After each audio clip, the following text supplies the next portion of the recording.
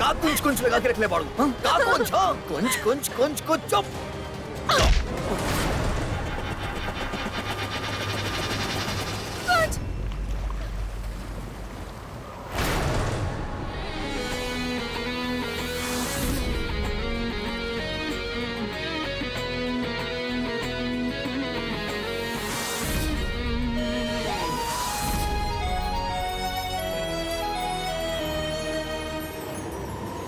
Shock लागल, shock लागल, shock लागल तो के कि हम जिंदा कैसे बच गई, इतना आसानी से मर जाई लागल तो के, हाँ? जेकरा संगे एगो माँ के आशीर्वाद हो खेला ना और बीवी के दुआ हो खेला, ओकरा के तहरा जिसन बुरा भला हाथ बिना लगा सकेला, समझला?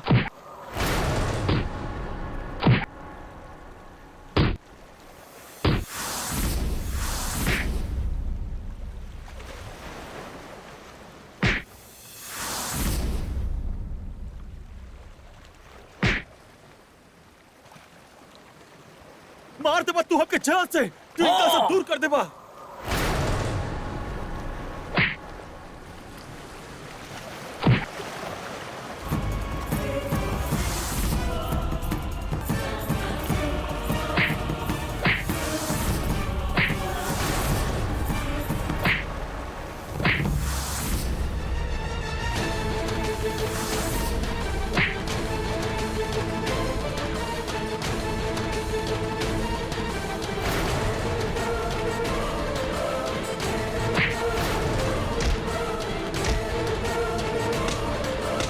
हट जा ट्विंकल।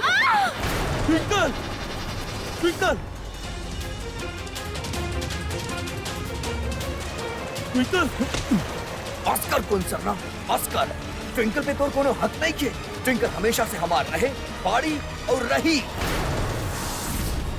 हम सोचनी के ट्विंकल के रेप करब और सारा इल्जाम तोरा पे डाल दे ताकि तू दोनों के रिश्ता टूट जाए और ट्विंकल तोरा से नफरत करे लागे।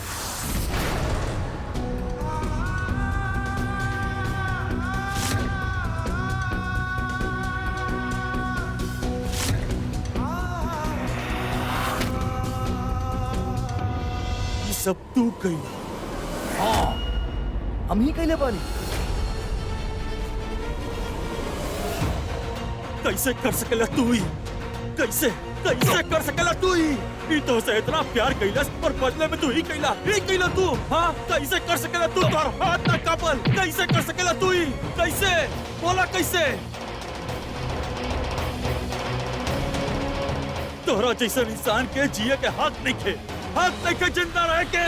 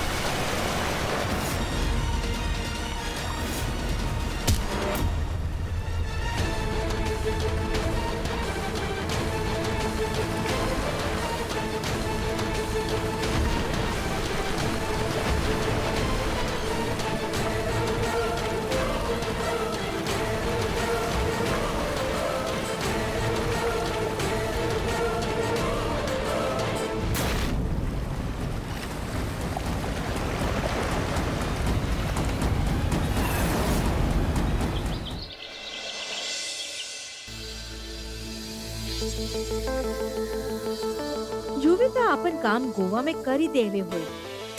अब बस हमके बेबे के विश्वास जीते के बाद काहे कि अगर बेबे हमार साथ देनी तो ट्विंकल के जिंदगी बर्बाद करे से हमके केहू न रोक पाई। अरे अनीता बहू, ई गुलदस्ता और ई सब का बा? बेबे वो कुंज और ट्विंकल वापस आ रहल बाड़ी ना हनीमून से, त उनके वेलकम खातिर ई सब तैयारी कैले बानी। हाय हाय, बेबे बस अब एक गोई खुशखबरी के इंतजार बा, जल्दी से पोता या पोती के मुंह देख लई। अरे तू हमार दिल के बात कह देलू। हम अंदर आई। अरे जी आई ना, आई आओ भाई। आई जी। सत श्री अकाल।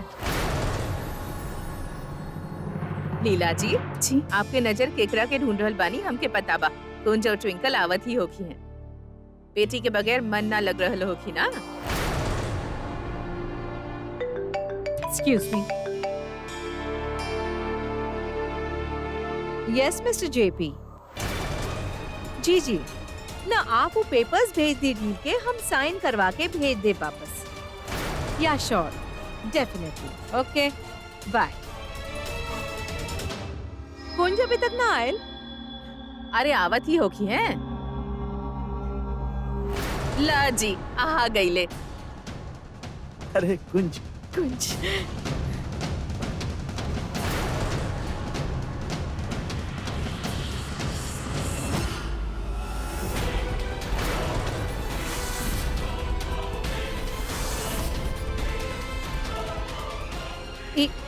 बेबे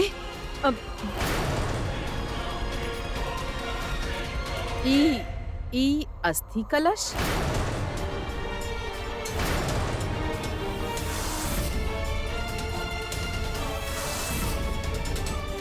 तू बोलत का है ना बा? आंटी,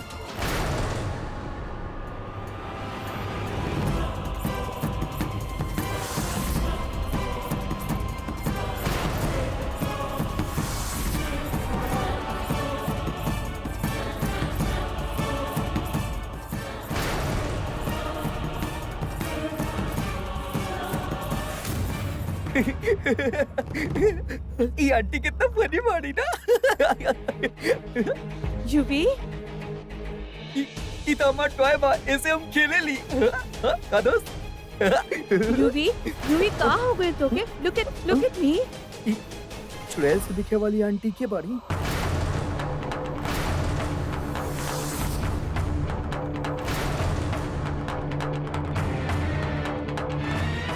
युवी कहाँ हो गए तोके?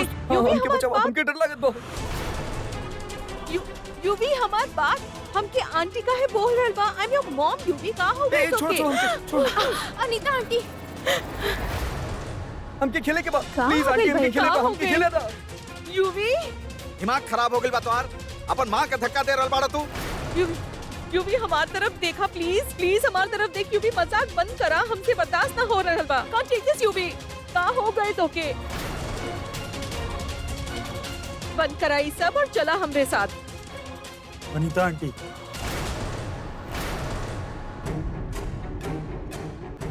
का भइल बाइक रखे? ई काहे कर रहल बा ऐसे? युवी यूवी अब ऊ यूवी ना रहल जेके हमनी सब जानत रहनी। मतलब ई का बेटा यूवी ऊ ना रहल? एकर याददाश्त चल गेल बा।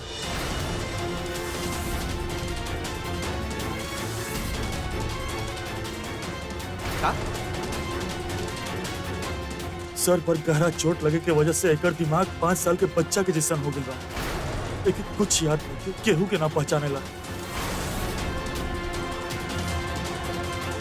गोवा में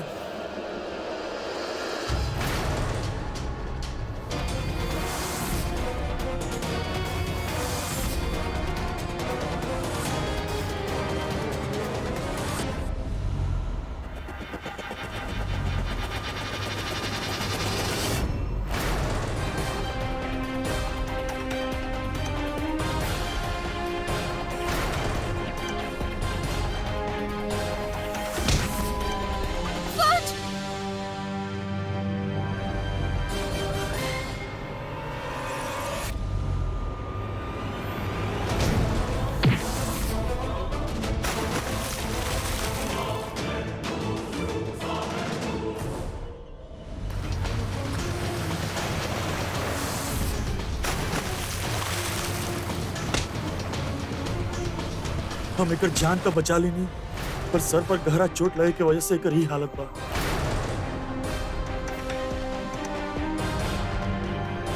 ये गलती हमार बा, ना हमें के धक्का देती, ना के चोट लगी, ना एकर ये हालत होगी। माफ कर दी।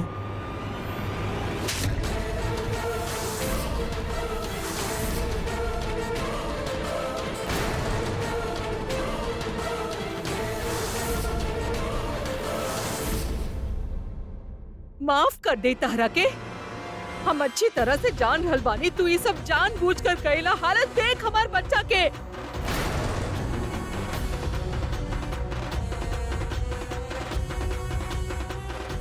सिर्फ ऐसे बदला लेवे खातिर हम तो के कबो माफ न करब। तू हमार बच्चा के गुनहगार बा। अनीता आंटी,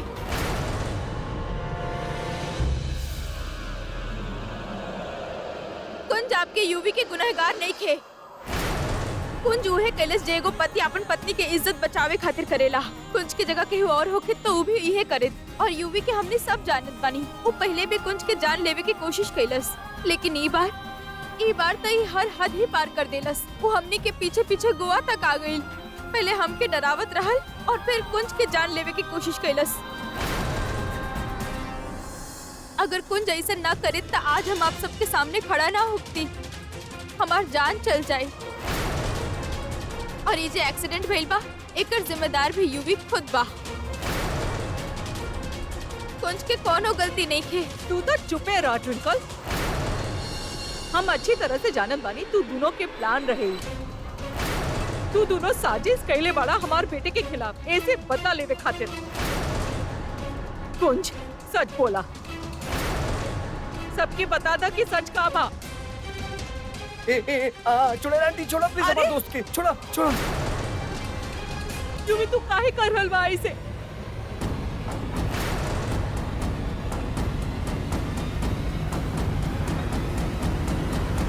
यूवी प्लीज हमरा तरफ देखा, हमके पहचाने की कोशिश करा। तो हर मॉम बानी हम, ऐसे मत कर यूवी। प्लीज यूवी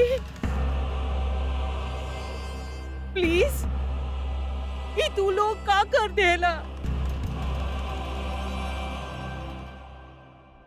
अनीता, एमे कुंज की कोनो गलती ना तू बचा। जा चुप ही रहा।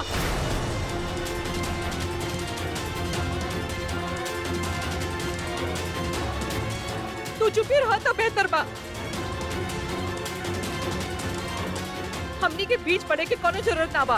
आंटी जॉन भी भाई लू एगो एक्सीडेंट रहल। एमे केहू के कोनो गलती नहीं के। रउआ प्लीज समझे के कोशिश करी। झूठ बोल रहल बाड़ा तू लोग, बिल्कुल झूठ बोल रहल बाड़ा। तू लोग ये सब कुछ जानबूझ के कैले बाड़ा। अनीता जी, हम समझ सके नहीं आप पर का गुजर रहल बा, लेकिन हम कुंज के बहुत अच्छी तरह से जानी ले। वो ऐसा जानबूझ के कब्बो ना करी। आप हमार दर्द का समझे ही उषा जी। आपके बेटे के वो हालत बा जे हमार बच्चे के बा। 5 साल के बच्चे के तरह बिहेव कर रहल बाई। इतना ऊंचा आवाज में हमसे बात कैलस, आज हमके पहचान तक ना रहल बा। हमके धक्का देलस। एको माँ खातिर ऐसे बुरा और का हो सकेला? आप का समझी है? आपन बेटा के देखा चुपचाप खड़ा बा यहाँ पे, और हमार यूवी। अनीता तू फिकर मत करा, अभी कुंज भी ज्यादा देर तक ठीक ना रही।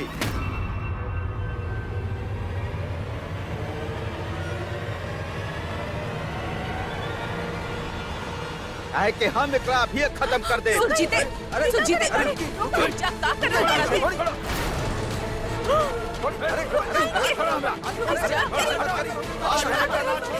बेबी, बेबी रोकी। सुजीते, होश में आवा, काबू रखा, वरना अनर्थ हो जाए। पागल हो गई बा।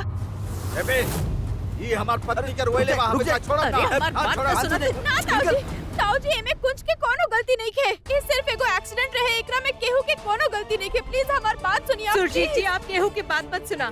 देखा ये लोग यूवी के का हालत कर देले। आप मार दो एकरा के।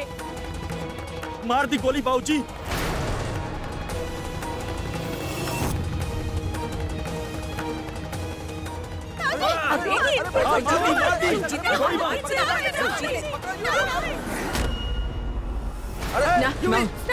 ना यूवी ना। छोड़ दे एकरा के। हमार दोस्त की केहू कुछ ना बोली। यूवी, ना, हम मार दे please। सबके। मार दे। ना यूवी। यूवी। चुड़ैल आंटी आप आप हट जाइए यूवी प्लीज। अरे अरे यूवी क्या यूवी कर रहा यूवी बड़ा? गन छोड़ो यूवी। दोस्त देखो देखो हम बिल्कुल ठीक बनी, हमके केहू कुछ ना किलस ना। अरे चुड़ैल आंटी। हाँ हमार बात सुनो, गन छोड़ो प्लीज, हम तुम्हार दोस्त बनी ना, दोस्त। हमार बात माना। दोस्त गन छोड़ दो प्लीज। ना ना हाँ हमके कुछ नहीं कर भाई, कुछ नहीं कर भाई, हम बिल्कुल ठीक बनी।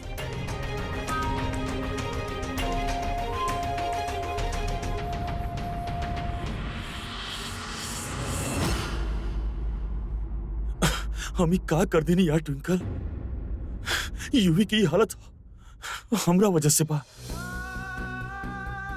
हमके कहे इतना गुस्सा आई, ना हमके गुस्सा आई, ना हमके धक्का देती, ना हमके चोट लगी, ना हो कैसन ओकर ऐसन हालत होगी थी यार। अनीता आंटी एक लौता बेटा बा उनकर, का करिए, का बीतत होगी उनका पर, उनकर गुनहगार बानी हम यार।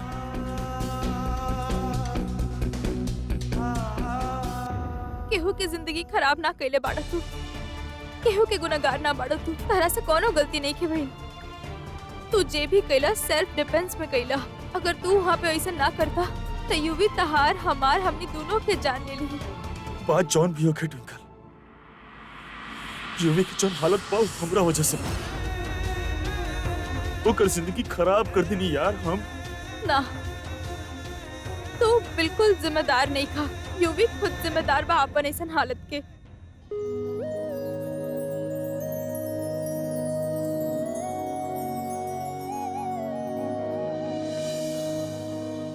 सजना वे, सजना वे, I'm sorry. सजना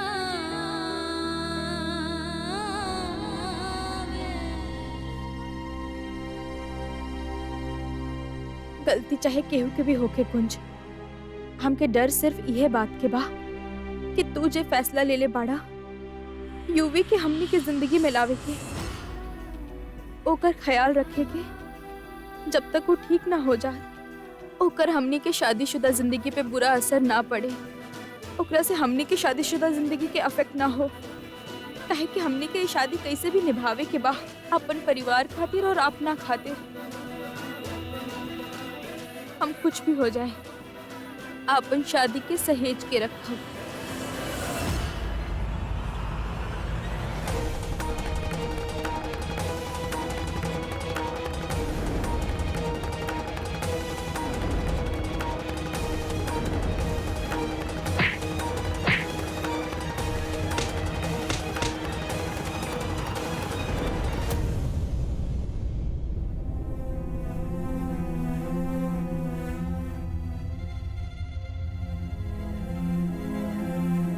ट्विंकी ट्विंकी तू का करत तारू? हाँ ट्विंकी खाना बनावा तारी, यमी फूड। हाँ बनावा ना हमरा खातिर भी बनावा ना, हमरा खातिर भी ट्विंकी बनावा ना प्लीज। तोर यूवी के बहुत भूख लागल बा, प्लीज ई भी बनावा, यूवी सब खाई। यूवी के बहुत भूख लागल बा, ट्विंकी प्लीज बनावा ना प्लीज। यूवी तू ना टच मत कर हमरा के, जाओ वहाँ जाके बैठ जा।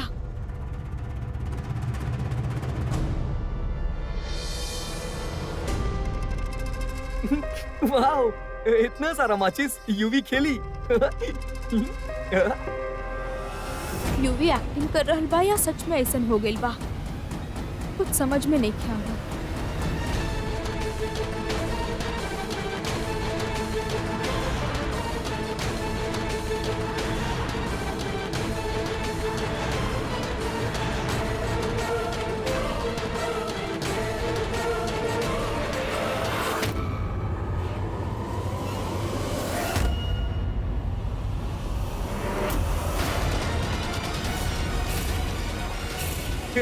You be happy.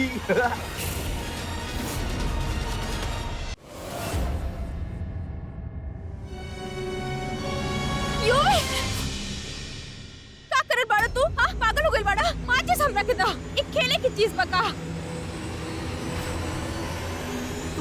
तू गंदा बाड़ू। हम अपन दोस्त से बोलब। दोस्त चला एहरा दोस्त। हे भगवान, ई का हो गइल? यूवी बेचारा इतना बड़ हादसा हो गइल ओकरे साथ। लेकिन लीला जी हमके पूरा यकीन बा कि हमार कुंज जानबूझ के ऐसा ना कैले यूवी के साथ। लेकिन एगो बात हमके बहुत सतावेले, यूवी गोवा में का करत रहे?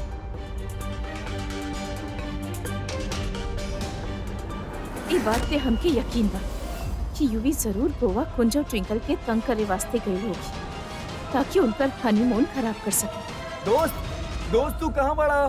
दोस्त दोस्त दोस्त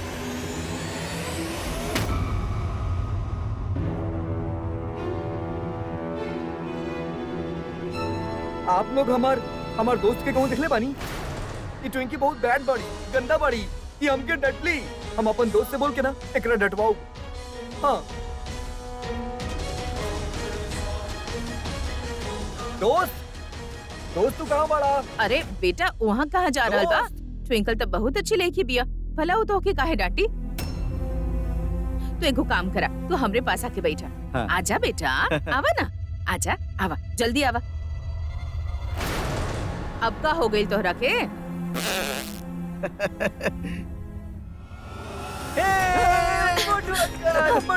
मोटू अंकल। अरे बेटा बड़ी शैतानी करत पड़े तू। अरे का करल बड़ा? बेटा बोलू। बेटा पूरा बात बा, चला। ना हमके तब ना बजावे के बाद अरे बेटा, अरे कुछ ना यूवी। अच्छा सुना, हमके तो उससे बात करे के बा। चला उधर आके बैठो, चला बेटा। हाँ बेटा बैठाई, संभल के। ट्विंकल, लीला जी के अपन कमरा में ले जा, तो के मामा जी और लीला जी से ढेर सारा बात करे के होगी ना।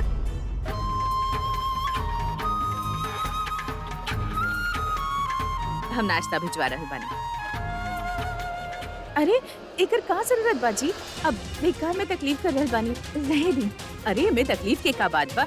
आप इतना दिन बाद अपन बेटी से मिलनी है, माँ बेटी के कुछ खास बात करे के होगी ना। अब जाए ना, आराम से गपशप मारी कमरा में जाए। आओ चलो, तो? आओ टिंकल बेटा। हम लोग भी चले जाए, टीवी शीवी देखा जाए। ना हमके ट्विंकल के पास जाए के बा। ना हमके कहूँ ना जाए के बा, हमके ट्विंकल के साथ रहे के बा। ट्विंकल के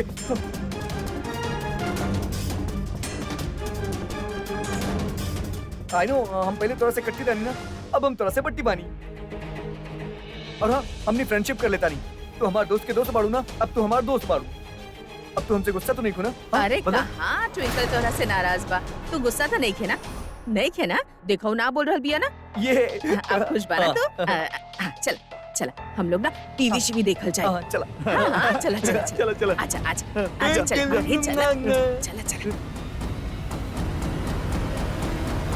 भाई जॉन भाईल अच्छा ही भाई। अगर युवराज के दिमाग बच्चा जैसन हो गइल बा तो ओकर खुराफात भी बच्चा जैसन ही होगी। चलो केहू के जिंदगी के साथे तना खेलेऊ, जैसी करनी वैसी भरनी। अरे हम ही बोलने जा रहल बानी, आप दोनों में से केहू बोलते नहीं के। अरे गिला शिकवा दूर करा बहन, मिट्टी डाला। अरे ट्विंकल के तुम्हार मदद के सख्त जरूरत बा, ओकरा बतावा कि कौन सा रास्ता पर चले के बा ओके। बहन कुछ बोला तो सही। ट्विंकल मामू हमके काहे बोल रहल बानी? हम माँ से बात कइल बंद कइले बानी का?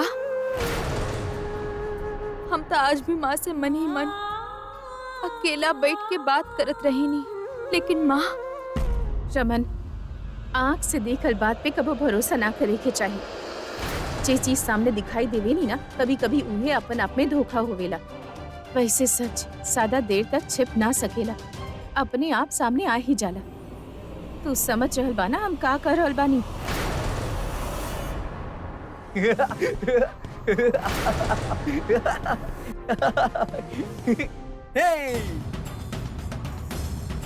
तू हमारे दोस्त के देख लू। हमारे दोस्त कहाँ बा? हम हमारे दोस्त कहाँ बा? दोस्त ओ बाहर वहाँ बाहर गई। हाँ बाहर।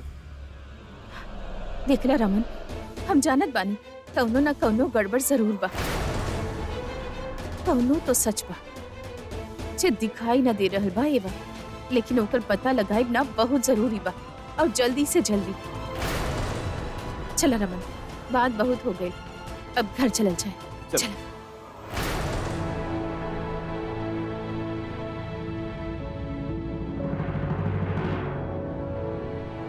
थैंक यू माँ। आप हमरा से बात तो ना कहनी, लेकिन हमरा एडवाइस दे देनी।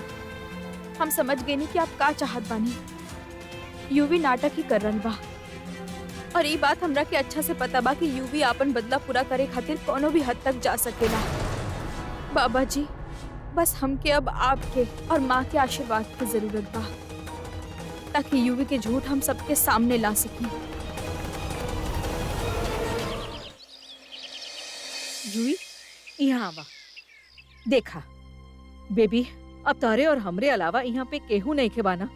चला अब हमके सच्चाई बता द। ई सब तहार प्लान बाना? तू सिर्फ नाटक करल बाना वो ट्विंकल और कुंज के मजा चखावे खातिर? यूवी, तू पहले ही हमके बहुत परेशान कर चुकल बा। Baby please tell me the truth और टेंशन मत द। यूवी बस, मजाक के भी एगो हद होखेला यार। हम जाने ले कि तू बहुत अच्छा एक्टर है, पर बस इनफ। प्लीज अपन मॉम के सच्चाई बता दो। प्लीज बोल दो कि ये सब कुछ झूठ बा। यूवी कुछ तो बोला। यूवी तू कुछ ना बोल रहल बा, से समथिंग। अच्छा, just come and hug your mother. आजा हमार बच्चा, अपन मम्मा के गला से लगा लो। आजा।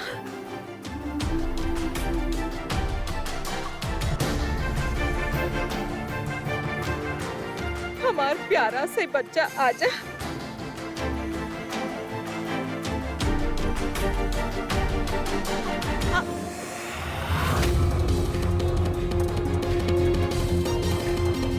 यूवी, ना ना, ऐसा ना हो सका। हमारी यूवी की क्या हालत हो गई। कुंज,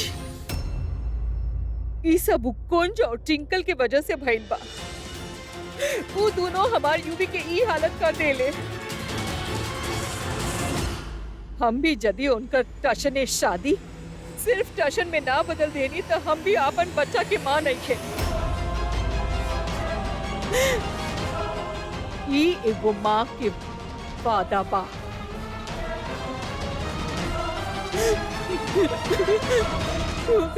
ई ट्विंकल तो जैसे मनुष्यत के चादर ओढ़ के रखले बा। जे दिन से हमारे घर में आयल बा, हर रोज कोनो प्रॉब्लम सामने आ जाले। आप तो गुरुजी के बाद से इतना प्रभावित हो गए रहनी कि ओके लक्ष्मी समझे लगनी। अब आ गई ना असलियत सामने। न जाने अनीता भाभी यूवी के ई हाल के बदला हमारे बेटा खून से कैसे ले हैं। वो ट्विंकल के रहते तो हमारे बेटा के एक दिन भी चैन के सांस न मिली।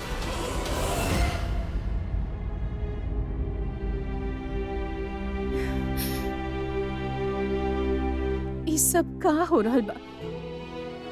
काहे हमार ट्विंकल के शादीशुदा जिंदगी पे एक के बाद एक मुसीबत आवत जा रहा बा।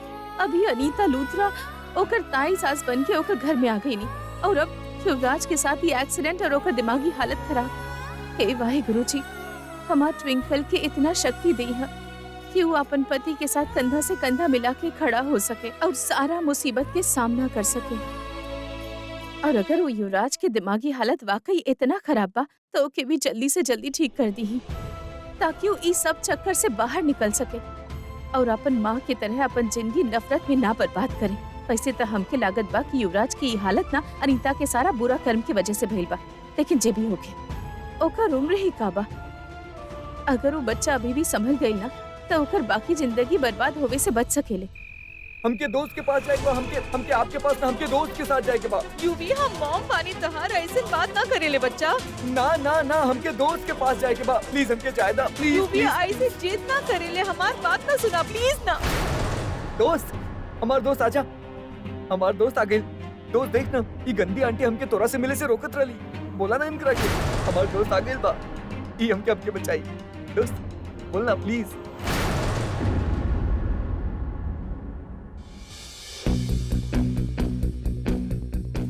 पता ना का कहीं रुआ से कैसे कहीं की।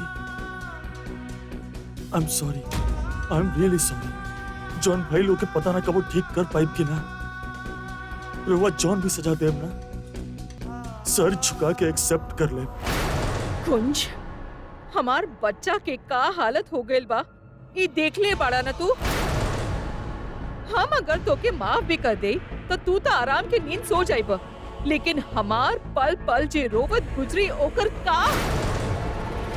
हमार माफी से हमार बच्चा ठीक हो जाएगा। वैसे तू और ट्विंकल बहुत खुश हो बना यूवी के ई हालत देख के। तहार बदला जे पूरा हो गए ओकरा से। हाँ कैसे माफ कर दे हम तो के कुंज, कैसे? गंदा आंटी, आप हमार दोस्त के काहे डटता नहीं? ये बहुत अच्छा बा। दोस्त काहे करता नहीं? दोस्त तू फिक्र मत कर।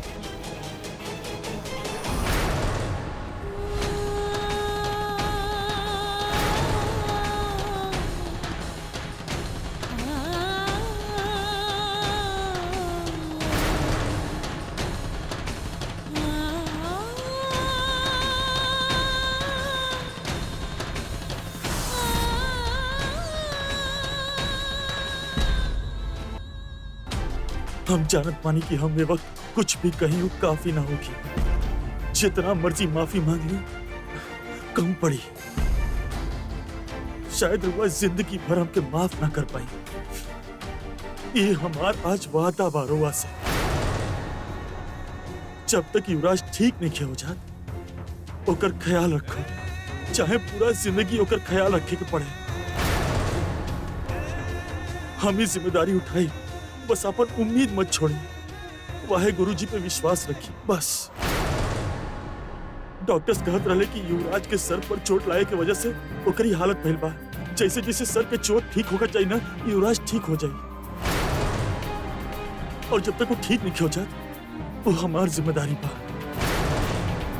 I promise. तो के जे कुछ भी बोले के रहल बोल चुकल। Then please get out of my room and out of my sight. Aunty मैं हम अपन बच्चा के ख्याल खुद रख सके निकुंज। हमके तहार मदद के कोनो जरूरत ना बा। Just get out.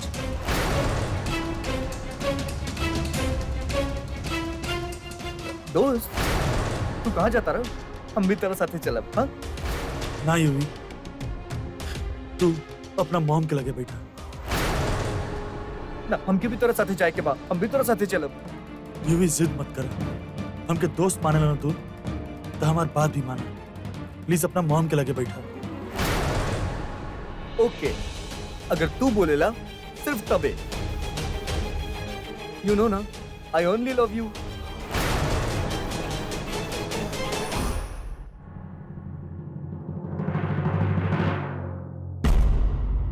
हम क्या हमार दोस्त बोल ले बा? हम यही खातिर एजा रुकल बानी और हम रुकल बानी और आपके बात मानब। और हाँ ध्यान से सुना, अगर आप बैड आंटी बन ली तो हम भी बैड बॉय बन जाए। फिर हम आपके बात ना मानब और आपसे फिर कट्टी हो जाए। कट्टी हमेशा खाते।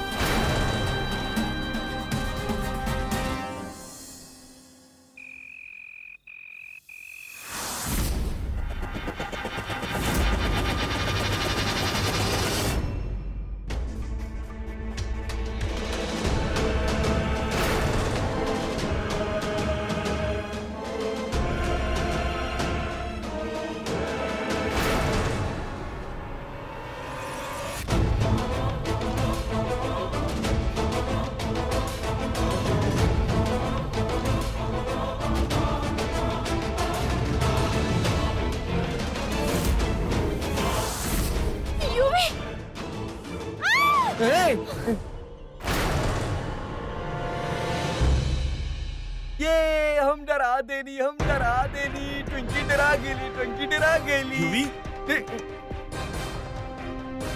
तू यहाँ है वो?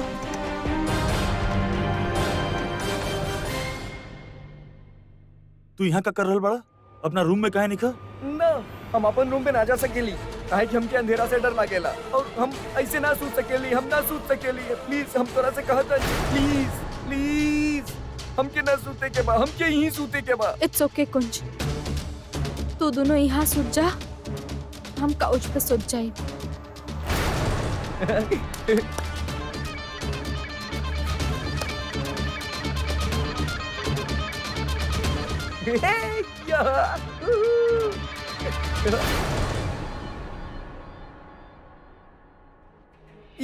वाला कुशन हमार, ई वाला भी हमार और ई वाला भी, ई ब्लैंकेट भी हमार, हम ओढ़ा भी करा के।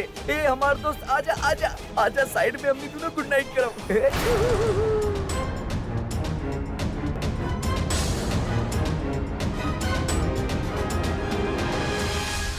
जैसे यूवी के हम जाने नी कि हमार शादीशुदा जिंदगी में आग लगावे खातिर कोनो भी हद तक जा सकेला। ओकर ई तरह हमार कमरा में आयल और हमके डरावल और ई तरह बच्चा के तरह बिहेव कई। का सच में ओकर दिमाग पे इतना गहरा चोट आयल बा या फिर ये सब सिर्फ एगो नाटक बा? जे भी होती, लेकिन ई बार हम यूवी के आपन शादीशुदा जिंदगी में ग्रहण ना लगावे दे। यूवी के पागलपन के सच तो हम जान के ही रहब।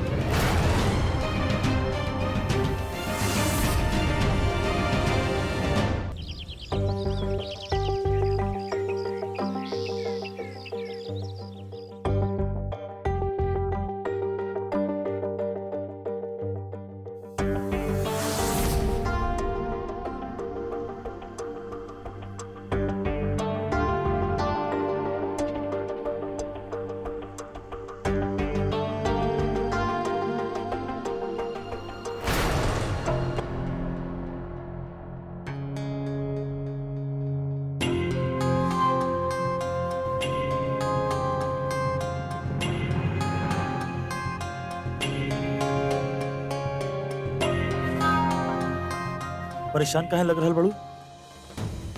सुतलू ना रात भर? कुंज, हमके तो से यूवी के बारे में बहुत जरूरी बात करे के बा। श्श, आराम से ट्विंकल, सुत रहल बाबू, उठ जाइए। तो फिर बाहर चला हमरा साथ अभी।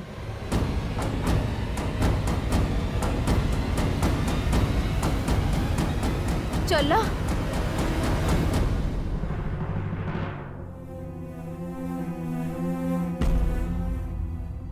बात का बा? काहे परेशान लग रहल बड़ू? काहे कि हमार दिल कह रहल बा कि जे कुछ भी यूवी कर रहल बा ना, ओकरा में कुछ ना कुछ तो गड़बड़ बा। कोनो साजिश बा, कोनो धोखा बा। साजिश? साफ साफ बताओ बात का बा? देखो कुंज, यूवी के एक्सीडेंट भइल, फाइन, लेकिन वो एक्सीडेंट में ओकर याददाश्त गइल और ओकर 5 साल के बच्चा बन जाइल। ये सब कैसे पॉसिबल बा? हमके बिलीव नहीं के होखत। कुछ तो गड़बड़ बा कुंज। ट्विंकल, हमनी के सामने के बात बा। हमनी के सामने डॉक्टर्स चेक कइले और कहले कि यूवी की ये हालत वो चोट के वजह से बा। फिर काहे वो ट्रैक पे जा रहल बड़ू? कोनो बात भइल बा? तोहरा शक के पीछे कोनो वजह बा? कुछ ना भइल बा, पर तो फिर कल रात जब यूवी हमनी के कमरा में आयल रहे और वो तोहके ना हमके उठवलस, तो हमके बहुत अजीब सा लागल। एक पल खातिर हमके लागल कि यूवी सिर्फ नाटक कर रहल बा और बिल्कुल ठीक बा। ओकर आँख में हमके 5 साल वाला बच्चे के मासूमियत ना नजर आवेला, बल्कि उहे यूवी वाला छल नजर आवेला। शायद हम ओवर रिएक्ट कर रहल बानी कुंज, लेकिन हमार दिल कह रहल बा कि यूवी नाटक कर रहल बा। देखा ट्विंकल, हम जानत बानी कि गोवा में जौन कुछ भी भइल तू वो बात से डरल बा। देखा कुंज, हम इतना आसानी से घबरा जाए वाली लड़की नहीं थी, और गोवा में भी हमारा डर सही रहे ना। हम जानत बानी कि तू गोवा में सही रहलू, पर यहाँ पर तू गलत भी तो हो सकेलू ना। खुद सोचा, 1000 बार यूवी झूठ और फरेब कइले बा, पर ए बार ना। ट्विंकल, ओकर ई हालत हमरा वजह से बा। ओके हमनी के मदद के जरूरत बा। तू इतना श्योर कैसे हो सकेला कुंज? एक बार हमने के भी तो अपना तरफ से पता लगावे की कोशिश करे के चाहिए ना कि यूवी नाटक कर रहल बा कि सच में ओकर हालत बिगड़ रहल बा। कुंज, हम सिर्फ हमनी के शादीशुदा जिंदगी के बारे में सोच रहल बानी। यूवी पहले भी कोनो कसर ना छोड़लस हमनी के जिंदगी बर्बाद करे में, तो ओके पता बा ना। अब तो यूवी हमनी के साथ रहे लागल बा, हमनी के घर में आके, हमनी के बीच आके। तो हमनी के पहले से ज्यादा सावधान होके के चाहिए। हम कोनो भी हालत में यूवी के हमनी के शादीशुदा जिंदगी पे हावी ना होके दे सकेनी। हमनी के शादीशुदा जिंदगी? मजाक कर रहल बाड़ू? हमनी के शादी एगो मजाक बा ट्विंकल।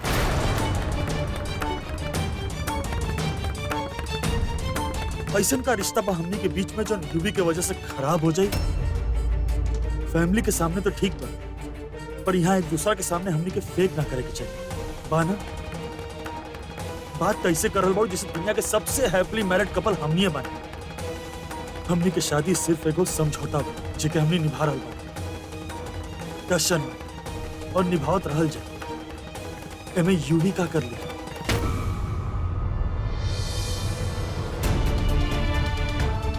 कुंज हमार बात समझते नहीं थे, वैसे ही हम इतना अपसेट बानी और अब ये सब बोल के हमके और हर्ट करके चल गई।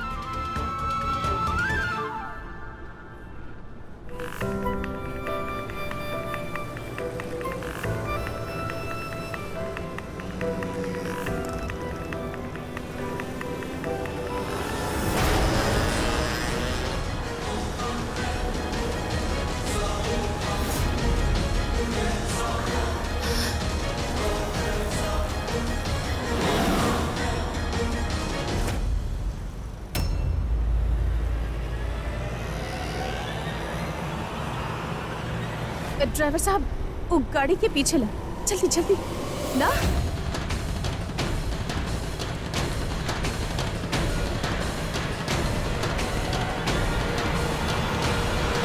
मिस्टर जेपी, ई बानी मिसेस लीला तनेजा, हमनी के समझन। हमके तो अब तक यकीन ना हो रहा बा, ऐसे कैसे हो सकेला?